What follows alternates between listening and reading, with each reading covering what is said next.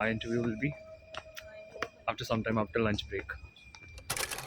जैसे ही मैं पानी में गया मेरे पैर फ्रीज हो गए। ऑलरेडी फीवर था बट मैंने कहा यार अब नहीं हो पाएगा, अब मैं नहीं कर पा रहा। फिर भी मैंने कहा यार करना तो है, कुछ भी हो जाए। मैंने जंप किया पानी में, ऐसे स्विमिंग करते रहा। यही वो स्विमिंग पूल है जिसमें हमने डुबकी लगाई थी और ये था हमारा destination point. Hello everyone, welcome back to my channel. तो मैं रिक्वेस्ट करता हूँ कि आप इस वीडियो को स्किप ना करें, क्योंकि इस वीडियो को बनाने में मुझे 1.5 मंथ का टाइम लगा है और इस वीडियो के पीछे एक बहुत खूबसूरत स्टोरी है। तो आज मैं उस एयरलाइन के बारे में बात करूँगा जिसकी रियल एक्सपीरियंस की, इंटरव्यू एक्सपीरियंस की एक भी वीडियो नहीं है इंटरनेट पे। ये मेरी पहली वीडियो है, हो सकता है आगे आएंगी वीडियो, बट ये पहली वीडियो है। हाँ गाइस, मैं बात कर रहा हूँ फिनएयर की। फिनएयर की शुरुआत 1923 में हुई थी और अभी उस एयरलाइन को 100 इयर्स होने वाले हैं। 1923 से 2023 तक की जर्नी। ये इस एयरलाइन के जो फाउंडर हैं उन्होंने इस एयरलाइन की शुरुआत की थी, तब उनके पास एक एयरक्राफ्ट हुआ करता था जिसमें सिर्फ 4 पैसेंजर बैठ सकते हैं। तो सोचिए कितनी लंबी जर्नी रही है इस एयरलाइन की। इसकी फ़्लीट साइज़ में भी काफ़ी सारे चेंजेस हुए हैं और अभी इसका करंट फ़्लीट साइज़ है वो है 80 एयरक्राफ्ट। ये सबसे ज़्यादा ऑपरेट करता है वाइड बॉडी एयरक्राफ्ट्स A350s। तो बहुत अच्छी एयरलाइन है। अगर आप फ्रेशर हैं और या फिर एक्सपीरियंस हैं तो दोनों केसेस में आप वीडियोस को देख सकते हैं। It will be very much beneficial for you. Alright, तो मैं शुरू से बताता हूँ। मैंने फिनएयर के लिए अप्लाई किया था। फिनएयर के लिए अप्लाई करने के लिए सबसे पहले वैकेंसीज़ कहाँ से पता चलती हैं?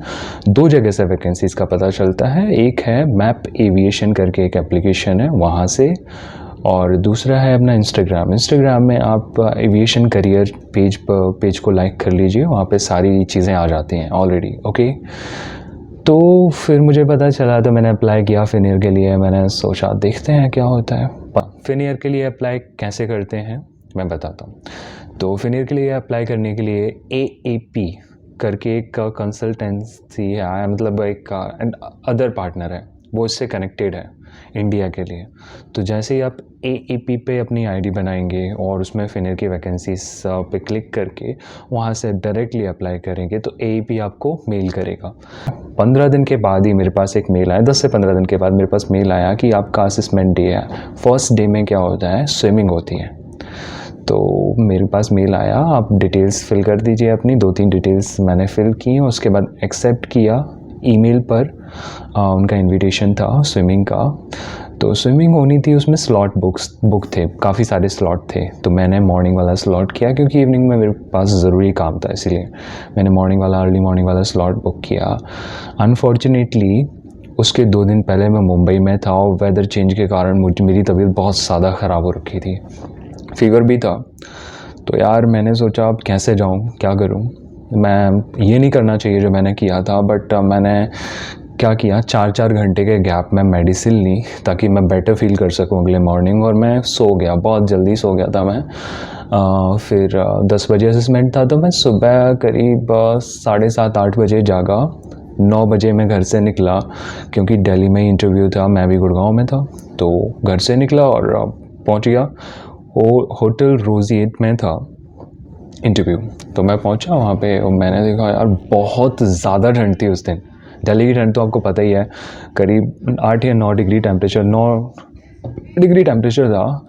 अब मैं पहुंचा वहाँ पे, मैं हुडी पहन के गया था। मैंने देखा 9:30 बजे मैं पहुँच गया था, मेरे अलावा कोई भी नहीं आया वहाँ पे। भाई साहब इतना फॉग था वहाँ पे, मैं बिल्कुल काँप रहा था ठंड से। मैंने कहा क्या करूँ यार। थोड़ा बहुत इधर उधर घूमा। एक तो वो अंदर बहुत है, होटल बहुत ज़्यादा खूबसूरत है, आप कुछ ना देखें तो होटल में फ़ोटो खींचने का मन करेगा। ठीक है, तो मैं अंदर गया और फिर मैंने मतलब वॉशरूम यूज़ किया। उसके बाद थोड़ी देर बाद मैं वापस आया। 10 बजे से लोग आना स्टार्ट हुए वहाँ पे, मतलब जो इंटरव्यूअर थे वो भी आए वहाँ पे। 6 लोग थे इंटरव्यू के लिए। और फिर इंटरव्यू भी आने लगे धीरे धीरे, कैंडिडेट्स आने लगे धीरे धीरे। 5 कैंडिडेट्स आए थे। 5 कैंडिडेट्स में मतलब शुरू नंबर मेरा था। उन्होंने बोला कि ठीक है, यू कैन गो अहेड। थोड़ी दूर चलकर जाना था और वापस पॉइंट पे वापस आना था। तो इन फर्दर मैं बता देना चाहता हूँ कि दे रिक्वायर 50 मीटर्स, 50 मीटर की स्विमिंग लेंथ डिस्टेंस 50 मीटर होनी चाहिए, 50 मीटर की स्विमिंग मांगते हैं। अगर आपको स्विमिंग नहीं आती है तो स्विमिंग सीख लीजिए। 50 मीटर का स्विमिंग रहा था, इतना ज़्यादा ठंड लग रहा था मुझे, मैंने कहा यार क्या करूँ। जैसे ही मैं पानी में गया मेरे पैर फ्रीज़ हो गए, ऑलरेडी फीवर था, बट मैंने कहा यार अब नहीं हो पाएगा, अब मैं नहीं कर पा रहा। फिर भी यार थोड़ी हिम्मत आई। मैं जैसे ही बाउंड्री वहाँ पे गया स्टार्टिंग लाइन पर, मैंने कहा यार करना तो है, कुछ भी हो जाए। मैंने जंप किया पानी में, ऐसे स्विमिंग करते रहा। मेरे को स्टार्टिंग पॉइंट धीरे धीरे दिखाई देना रहा, थोड़ा थका भी था बट कोई बात नहीं, मैंने हिम्मत करी। वो फिर मोटिवेट करने लगे, कम ऑन। और मैंने हिम्मत करी और मैं बस करते गया, किसी भी तरह से मैंने स्विमिंग कर ली। तो फाइनली मैंने जब लास्ट मोमेंट पे वो पॉइंट टच किया तब रिलीफ मिला, wow thank God I did it. उसके बाद थोड़ा अच्छा लगा मुझे, क्योंकि इतनी मेहनत करके गया था, अगर स्विमिंग टेस्ट पास नहीं होता तो फिर बुरा लगता। कोई बात नहीं। फिर जैसे ही मैं गया वहाँ पे, मैंने देखा उन्होंने अब मेरा नाम लिख लिया था और आधे घंटे के अंदर मेरा टेस्ट ख़त्म हो गया। फिर मैंने दूसरे कैंडिडेट्स को देखा, कई लोग क्या कर रहे थे, शुरुआत में ही जाके बहुत जल्दी स्विमिंग कर रहे थे, तो वो पास नहीं हो पा रहे थे। 2 लड़कियां थी वहाँ पे, कुछ अलग अलग एयरलाइन से आई हुई थी, एक्सपीरियंस ज़्यादा आए थे वहाँ पे ऑब्वियसली। तो एक ने बैक स्विमिंग की थी, then she clear again. One another girl was there, she also did back swimming and she also cleared. आराम से स्विम कर सकते हैं, कोई इशू नहीं है। अगर आपको स्विम करना है आराम से कर सकते हैं, उसमें कोई रोक टोक नहीं है। 5 मिनट लो आप, 10 मिनट लो, आपको बिना रुके, बीच में रुकना नहीं है, बिना रुके स्टार्टिंग पॉइंट से एंड पॉइंट तक जाना है। तो मोस्ट ऑफ द टाइम जब आप आराम से स्विम करते हो तो कोई दिक्कत नहीं होती, आप जा सकते हो। लेकिन एक लड़की ने क्या किया, शुरुआत में ही बहुत ज़्यादा जल्दी स्विमिंग कर दी, तो वो पहुंच नहीं पाया था। फिर हमको वहाँ से भेज दिया गया, बोले कि आपका जब इंटरव्यू होगा 3-4 दिन पहले आपके पास दोबारा मेल आ जाएगा। फिर हमको वेट करना था 10 to 15 डेज़, 15 to 20 डेज़, ठीक है। तो फिर मैंने सोचा यार वेट करते हैं, कोई बात नहीं, मेल बहुत दिन तक नहीं आया। और एग्जैक्टली 4 दिन पहले जब इंटरव्यू था, उससे 4 दिन पहले मेरे पास मेल आ गया कि आपको फिर से इनवाइट किया गया है असेसमेंट डे के लिए। उस दिन आपको पासपोर्ट लेके जाना था, आधार कार्ड लेके जाना था, कोविड का सर्टिफिकेट लेके जाना था और एजुकेशन के डॉक्यूमेंट्स लेकर जाने थे, और आपका दिल्ली में आप कहाँ रहते हैं उसका रेसिडेंशियल प्रूफ लेके जाना था। तो ये चारों डॉक्यूमेंट्स मैंने तैयार कर लिए थे। मेरा वो किरायानामा, जिसको rent agreement, I didn't have rent agreement, तो मैंने अपने ओनर से बोला, उन्होंने जल्दी से बनवा के दे दिया था मुझे बस। तो जैसे ही हम पहुँचे, सेम कंडीशन वाज देयर। इस बार मैं थोड़ा सा टाइम पे पहुँचा था, मतलब 10 बजे एग्जैक्ट पहुँचा था। कैंडिडेट कुछ पहले से आए हुए थे, कुछ लेट ज्वाइन कर रहे थे, मतलब धीरे ज्वाइन कर रहे थे। तो हम एक ही रूम में गए। थोड़ा सा वेट इसलिए करना पड़ा क्योंकि किसी को लगा था कि 10 बजे से 5 बजे के बीच में कभी भी आ सकते हैं, लेकिन उन्होंने साफ लिखा था कि आपको ना 10 बजे एग्जैक्टली आना है। तो जो वहाँ के मेन इंटरव्यूअर थे, उन्होंने फिर ब्रीफिंग की, उन्होंने सब कुछ बताया कि कहाँ से कहाँ तक फ़्लाइट होती हैं, क्या क्या होता है, उसमें सारी चीज़ें बताई। तो बेसिकली दिल्ली से हेलसिंकी, जो कि इनका हब है एयरपोर्ट का, वहाँ तक फ़्लाइट होती है। आपको महीने में 4 या मैक्सिमम 5 फ़्लाइट करनी होती हैं, दैट्स इट। और आपकी सैलरी करीब 1 लाख को क्रॉस कर जाती है। सैलरी फैक्टर तो पता नहीं होता है एग्जैक्टली, बट हाँ, जैसा कि मैंने जाना है लोगों से, salary is more than 1 lakh, okay. और दिल्ली बेस है, तो दिल्ली बेस के लिए वैकेंसीज़ थी। अब उन्होंने और भी बताया क्या क्या चीज़ें होती हैं, सब कुछ हमने ध्यान से सुना। उसके बाद पहली एक्टिविटी स्टार्ट हुई, ग्रुप एक्टिविटी। तो ग्रुप एक्टिविटी में क्या हुआ, 11 बजे से स्टार्ट हो गया था इंटरव्यू। ग्रुप एक्टिविटी में हमको टीम में डिवाइड कर दिया। हम 25 लोग थे, तो हमको 25 से ज़्यादा हो गए थे वैसे बाद में, बट स्टार्टिंग में 25 लोग थे।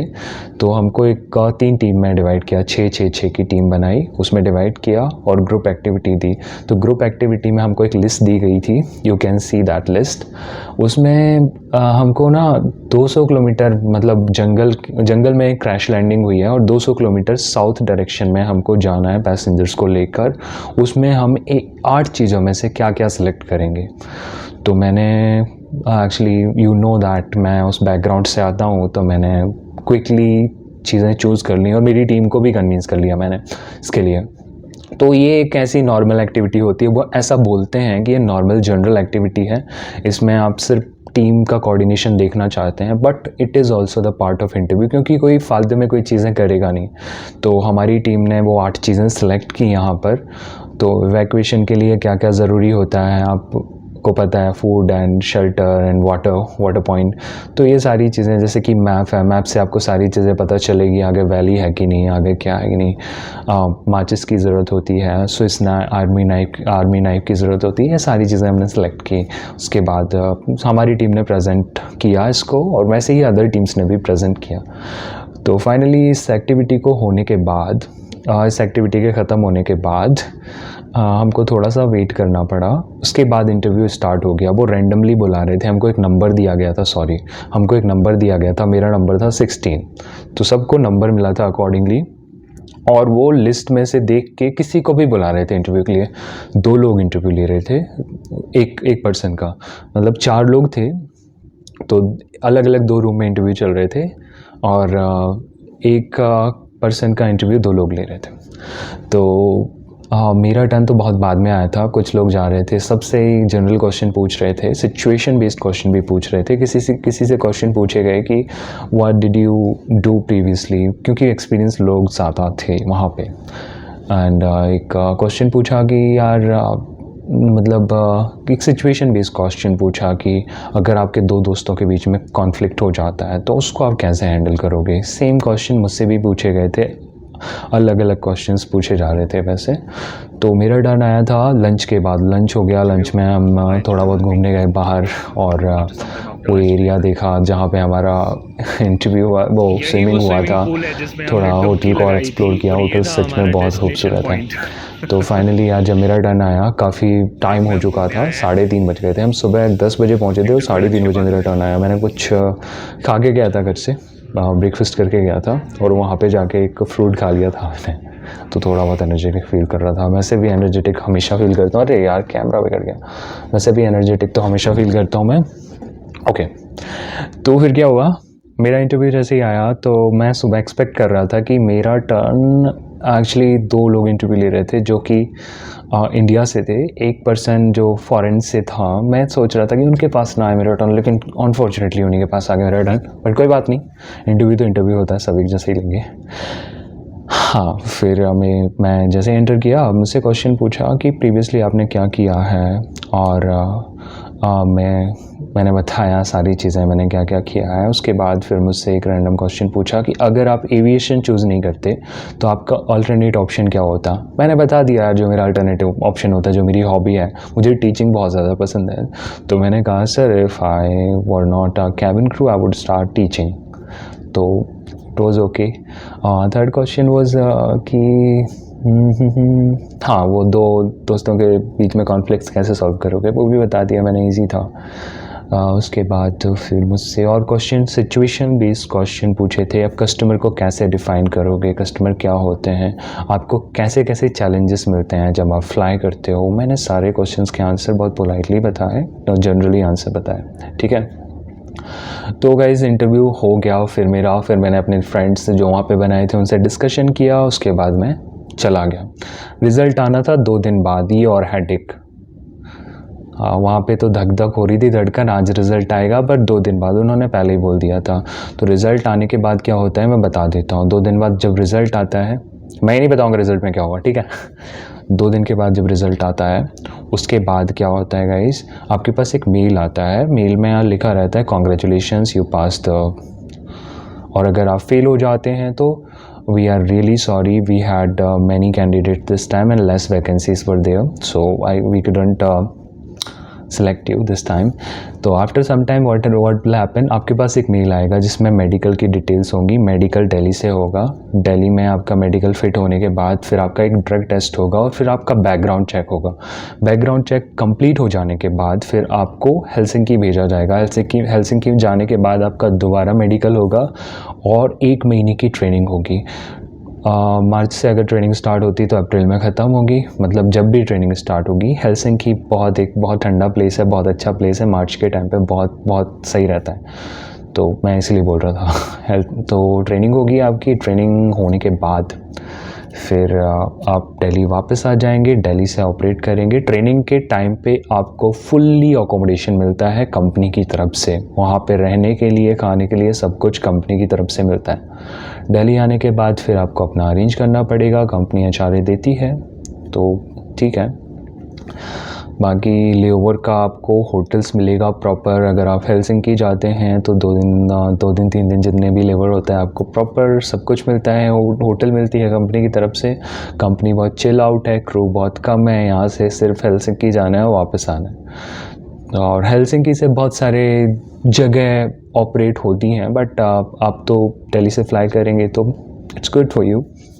ओके, तो अगर आप अप्लाई करना चाहते हैं तो नेक्स्ट टाइम वैकेंसीज़ निकलने वाली हैं, अभी नहीं निकलेंगी, अभी कुछ दिन बाद आएंगी वैकेंसीज़। एक्चुअली बॉम्बे बेस भी उन्होंने डिसाइड कर लिया है, बॉम्बे से भी ऑपरेट हो रहा है फ़्लाइट, तो बॉम्बे बेस की वैकेंसीज आएंगी इन फ्यूचर, तो तैयार रहिए। मिलते हैं फिर अगले स्विमिंग में, मैं भी आऊँगा वहाँ पे। तो गाइज़ व्लॉगिंग के लिए कुछ भी, तो अगर आपको पसंद आई है video, please like the video and subscribe the channel for more updates. I will be telling about many different airline. Okay, stay connected so that you can get to know different opportunities. Okay, bye. Thank you so much.